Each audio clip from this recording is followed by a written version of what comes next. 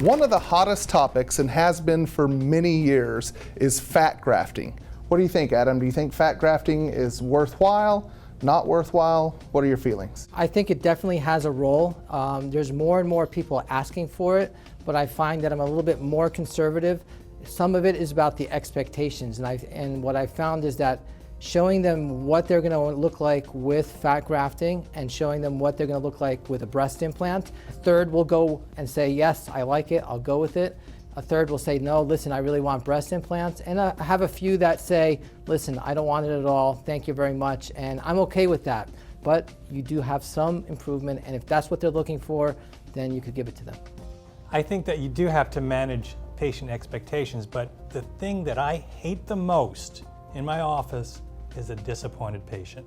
And reliably, that's what I'm going to get with fat grafting. I feel like the two of you have kind of limited the discussion to fat grafting for breast augmentation.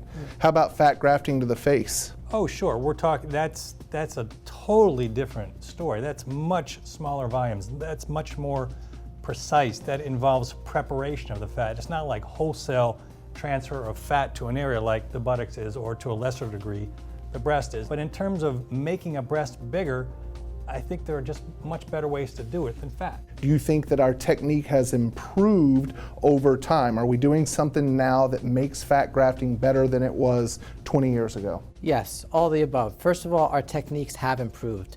Two is that we found that different areas we have to use different techniques. In terms of the expectations, I think that's very important, but you could set expectations now. We have the technology for that as well. With three-dimensional imaging, I could show a patient, this is what you're going to look like with fat grafting to a close degree, and this is what you're going to look like with 300cc implant. So even expectations could be set now where, 5-10 years ago, it wasn't as easy. Fat grafting to the breast as a concept has been around for, I don't know, at least 3 decades, and it hasn't really caught on.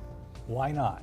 Because it's not a great thing. I do feel like it's fair to point out when it comes to technique that I do believe that we have gotten better at our fat grafting techniques.